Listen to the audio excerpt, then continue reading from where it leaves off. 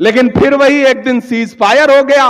पूरा देश अलग उम्मीद में था और सरकार ने ट्रंप चाचा के दबाव में सीज फायर कर दिया। अब इस पर भी सवाल पूछिए तो कहते हैं कि आप सवाल नहीं पूछ सकते। क्यों नहीं पूछ सकते? हम पूछेंगे। हम आतिशे सोजा में भी हक बात कहेंगे, कुंदन की तरह दहर में ताबिंदा रहेंगे। तारीख बताती है कि हर दौरे सितम में हम जिंदा थे, हम जिंदा हैं, हम जिंदा रहेंगे। हम सवाल तो पूछेंगे। झारखंड वालों, अमन का क्यों कोई पैगाम नहीं जाता है? अमन का क्यों कोई पैगाम नहीं जाता है? नफरतों पर कोई इल्जाम नहीं जाता है। आंख मूंदूं तो वही खून ज़दा मंजर है, मेरी आंखों से पहलगाम नहीं जाता है। पूरे झारखंड को सलाम करूंगा क्योंकि चुनाव के बाद पहली बार आपके बीच में आया हूं। पूरी ताकत लगा दिया था भारतीय जनता पार्टी ने यहां सरकार बदलने के लिए। आपके लोकप्रिय मुख्यमंत्री को जेल भेज दिया, सरकार को गिराने की साजिशें की गई। लेकिन उसके बावजूद आज जब मैं फ्लाइट में था तो पूर्व मुख्यमंत्री चंपई सोरेन जी भी उसी फ्लाइट से आ रहे थे। नहीं, मैंने उनसे कुछ नहीं, बस मैंने दुआ सलाम की। दुआ ही सलाम कर सकता हूं। सोचिए कितनी साजिशें की गई, लेकिन भला हो झारखंड की जनता का, जिसने दिल्ली के सपनों को खंड खंड कर दिया और झारखंड को बचा लिया। बड़ी कोशिशें थी, बड़ी साजिशें थी, बड़ी नफरतें थी।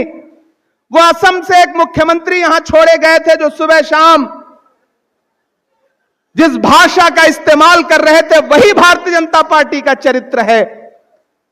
लेकिन यहां के आदिवासी भाइयों ने, मुस्लिम समाज के लोगों ने, ओबीसी समाज के लोगों ने, महिलाओं ने, नौजवानों ने, अगड़ों ने, पिछड़ों ने, दलित भाइयों ने, सबने एक स्वर में कहा कि दिल्ली कितनी भी कोशिश कर ले, ये झारखंड है, ये भगवान बिरसा मुंडा की सरजमीन है। जब अंग्रेजों की दाल यहां नहीं गली तो यहां नए अंग्रेजों की दाल भी नहीं गलेगी। आपने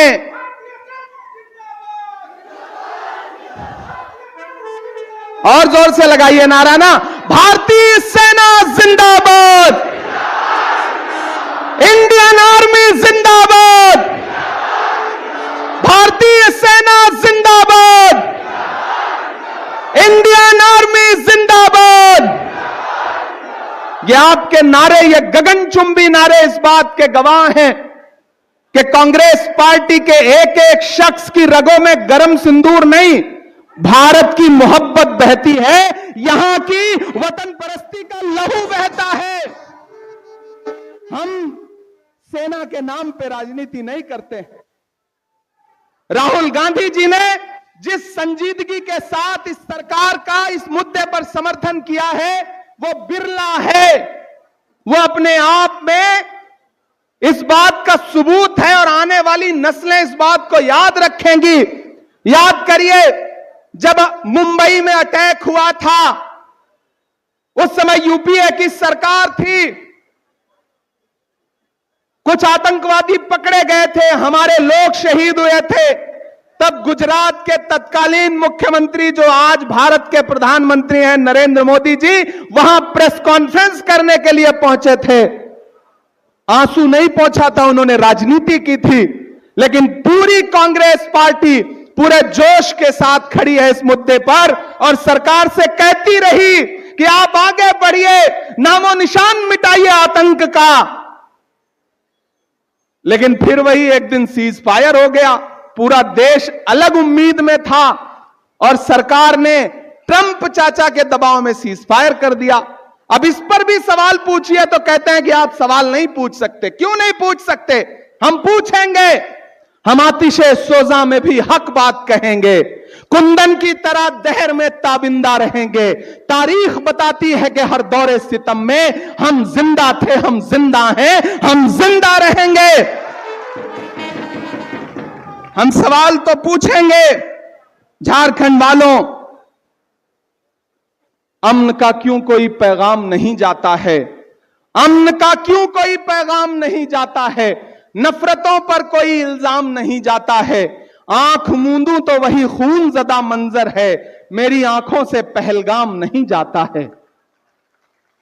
लेकिन जब जब पहलगाम का जिक्र होगा तब तक हम सरकार से जरूर पूछेंगे कि वो 4 आतंकी जिन्होंने भारत के निर्दोष नागरिकों पर गोलियां बरसा करके उनका नाम पूछ करके उन्हें जान से मार दिया, वो चारों आतंकी कहां हैं? वो पकड़े गए या नहीं पकड़े गए? उनको मारा गया या नहीं मारा गया? और जब आप सीज फायर कर रहे थे तो आपने पाकिस्तान से और अमेरिका से यह क्यों नहीं कहा कि पहले वो 4 दरिंदे भारत के सुपुर्द किया जाए, उन्हें दिल्ली ला करके खुलेआम फांसी के फंदे पर लटकाया जाए, उसके बाद कोई सीज फायर होगा। मुझे अफसोस है कि आज तक सरकार यह बताने को तैयार नहीं है कि वो चारों दरिंदे कहां हैं जिन्होंने इस देश के 27 निर्दोष नागरिकों को गोली मार के हलाक किया।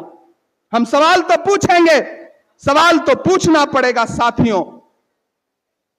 लेकिन इस पूरे घटनाक्रम ने एक बात और साबित की, पूरा देश एकजुट होकर के खड़ा किया, पूरे देश को इकट्ठा खड़ा किया। और जिस दिन टीवी पर पहली बार हमने बहन व्योमिका और बहन सोफिया कुरैशी को एक साथ देखा तो लगा कि राहुल गांधी जी का जो नारा है ना कि नफरत छोड़ो भारत जोड़ो, भारत को एकजुट करो, उधर पड़ोसी मुल्क की नापाक हरकतों ने हमें बांटने की साजिश की थी, लेकिन हम भारत के लोग, हम हिंदुस्तान के लोग इतनी एकजुटता के साथ पूरी दुनिया के सामने खड़े आए, नजर आए कि पड़ोसी मुल्क की हिम्मत नहीं पड़ी आगे बढ़ने की। लेकिन उन तस्वीरों ने एक संदेशा भी दिया।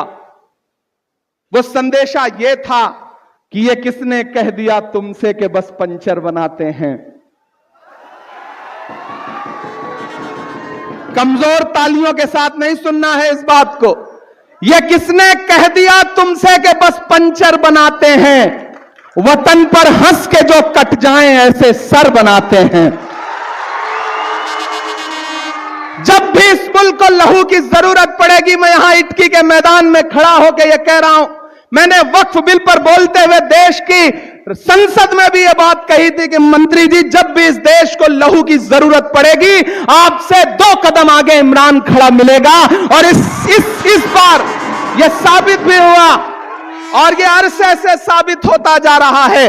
हम खून की किस्तें तो कई दे चुके, लेकिन ऐ खाके वतन कर्ज अदा क्यों नहीं होता।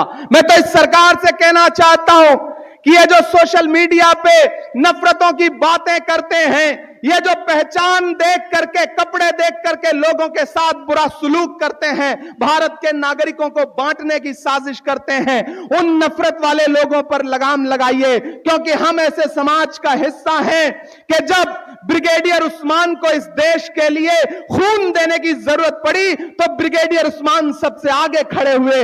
नौशेरा के शेर ने अपनी जान कुर्बान कर दी, लेकिन भारत की सरहदों पर आंच नहीं आने दी। हम सैल्यूट करते हैं वीर अब्दुल हमीद को कि जब पैटर्न टैंक लेकर के पाकिस्तान सोच रहा था कि वो भारत की सरहदों का नुकसान कर लेगा, तो गाजीपुर का एक लाल आगे बढ़ा, अपनी जीप उठाई, उस पर अपनी गन लेकर के बैठा और उसने कहा कि लोहे के बने हुए पाकिस्तान के ये पैटर्न टैंक अब्दुल हमीद के हौसले से बड़े नहीं है। और एक साथ 6 पैटर्न टैंकों को तोड़ने का काम किया और पाकिस्तान की हिम्मत को तोड़ने का काम किया। जब भी इस देश को लहू की जरूरत पड़ती है, कभी ब्रिगेडियर उस्मान बन करके, कभी अब्दुल हमीद बन करके, तो कभी कर्नल सोफिया बन करके, कभी व्योमिका सिंह बन करके, कभी कैप्टन मनोज पांडे बन करके, इस देश के सर्व समाज के लोग भारत की सरहदों की हिफाजत के लिए खड़े मिलेंगे।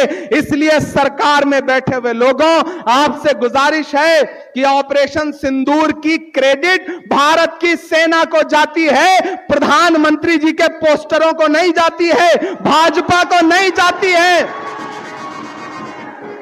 इसलिए यह पोस्टर लगाना बंद करिए।